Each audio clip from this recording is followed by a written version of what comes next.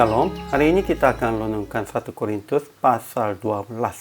Teksnya ayat 1-11 dan saya sudah bagi dua paragraf. Paragraf yang pertama ayat 1-3. Siapapun tidak bisa mengaku Yesus adalah Tuhan selain oleh Roh Kudus.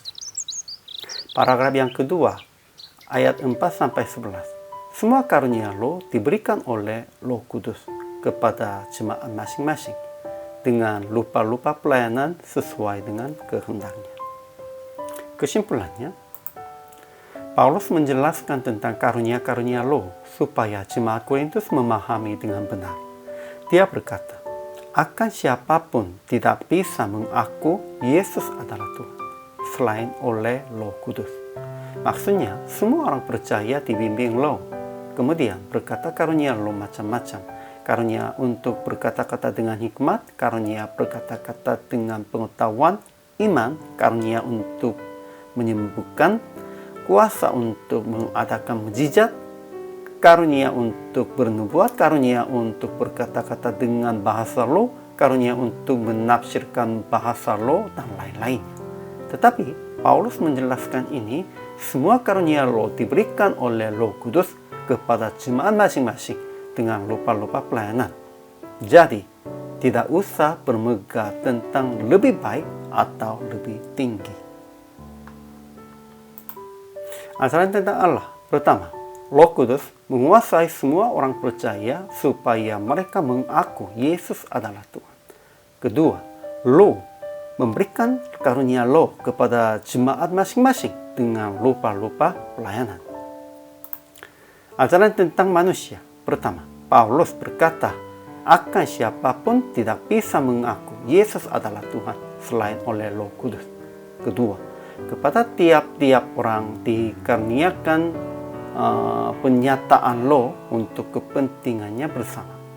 Ketiga, setiap orang percaya diberikan karunia Roh macam-macam.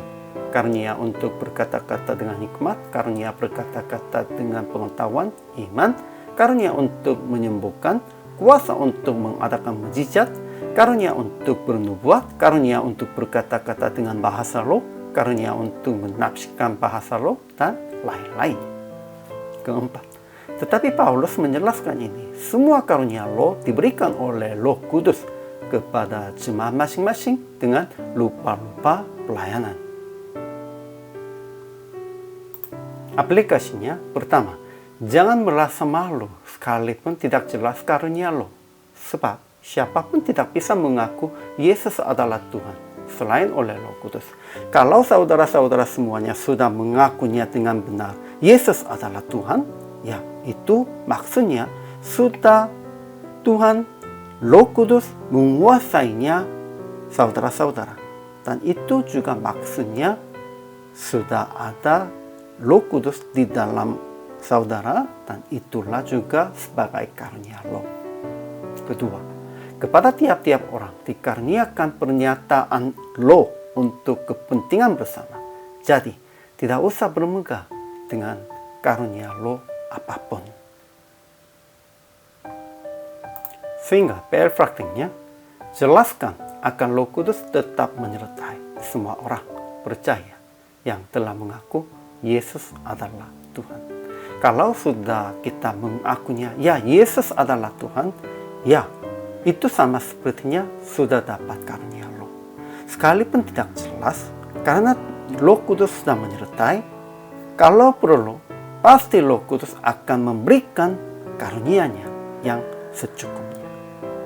Ya, harus yakin tentang itu dan menguatkan hatinya. Hari ini juga selama melayani, Tuhan Yesus memberkati.